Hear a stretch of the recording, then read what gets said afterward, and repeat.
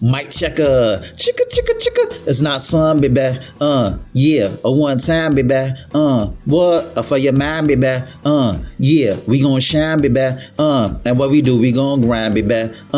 Yeah, what? And this is another episode, of Swingers After Dark. And this is your host, not some, baby. Here we go.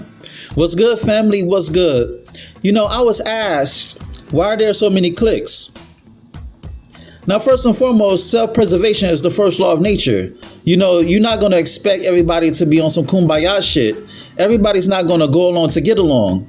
You know, people link up based on vibe, energy, self-interest. You know, people may have a common denominator. Everybody's not going to rock with each other. Everybody's not going to hang out with each other. You understand me? And, you know, cliques, it's not a high school thing. You know, you may see cliques at the workplace. You may see cliques at college. You may see cliques at parties, at events. You know, self-preservation is the first law of nature. So you're not going to hang out with somebody who may send off vibes that doesn't connect with yours, energy that doesn't connect with yours. You may not have chemistry with that person. You may have nothing against with that person, but just because, you know, y'all can be cordial, that doesn't mean that y'all can hang out. You know, everybody's not meant to coexist. So when people ask me, you know, cliques are so high school. No, it's human. It's very human to have cliques because you're going to vibe with your circle. You're going to find your own tribe to hang out with because you don't trust any and everybody with your personal space. You're not going to open yourself to strangers who may cast bad spirits upon yours. You know, you don't want to open your portal to any and everybody so they could suck you dry, so they could suck the life out of your energy. And then you become bitter, and then you become cold, and then you become distant because you trust the people. And when people violate your trust, you're going to have a defensive mechanism, a defense mechanism. You're going to have a wall and you're going to have a lot of baggage. So, you know, having cliques, it's not a bad thing. You know, everybody needs a tribe. Everybody needs a crew.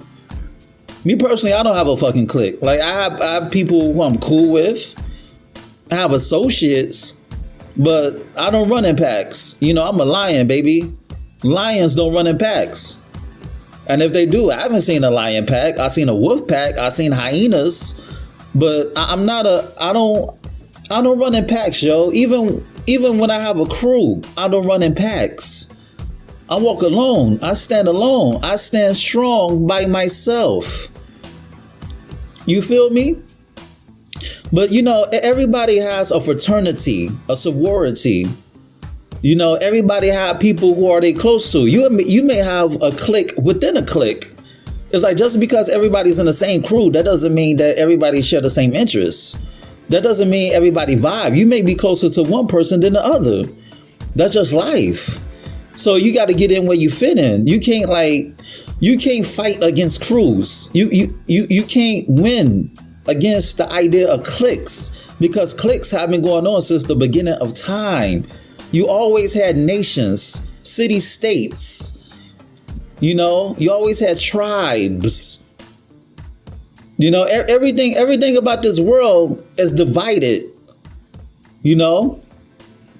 Listen, if you're not divided by your building, you're divided by your block. If you're not divided by your block, you're divided by your neighborhood.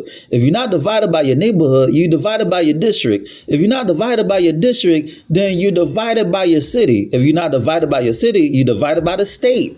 And if you're not divided by your state, you're divided by your region. And if you're not divided by your region, you're divided by the country. And if you're not divided by the country, you're divided by the continent. And if you're not divided by the continent, then you're divided by the world that's out there, the other worlds, the planets. You're divided by the planets. So it's always a division. You feel me? So it's like, you know, you have to adapt or perish. If you don't adjust and adapt, then you'll perish. And you have to find like-minded people that you can hang out with, that you can kick it with, instead of worrying about cliques and crews and clans and tribes. Find your own tribe and then work from there, and then make allies while you're with your tribe. That's how you fight against cliques. Or just find that one person that you could be cool with, and y'all bang out together. Y'all rock out together. You feel me? So I was asked to, record this episode because, I was told there's a lot of cliques. Not only in the lifestyle, but anywhere else. You had cliques in church, of all places. You had cliques everywhere. You can't escape it. Everybody's not going to mesh. You can't fit a square in a circle. You feel me? You're going to have to find your own way. You're going to have to find the people who share the same interests as you. And there's always a lot of people who share interests as you. Y'all may not agree on everything, but y'all agree on a majority. You feel me? There's always somebody out there who thinks like you. And thanks to social media, it's easy to find. It's a lot easier to find. When I was growing up, like you had to go outside and put in the legwork to get some sort of camaraderie, to find people who are on the same wavelength as you. It was harder back then to make friends than it is now. Granted that you have a lot of sickos on social media, but you have a lot of sickos in the world. So if anything, social media is the reflection of the world that we live in. Because the same people who are on social media, they're outside as well. You feel me?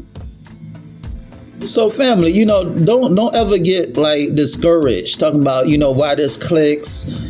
I'm sure you've been cliquey before without even knowing it. You probably sat at the cool table and didn't want strangers to invade your spot with your friends, with your homies. You feel me? You don't want outsiders to disrupt.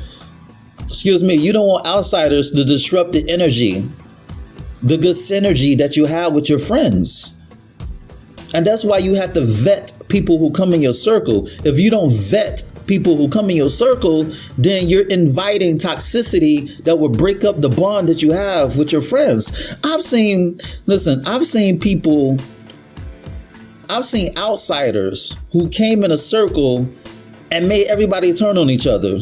I've seen that before.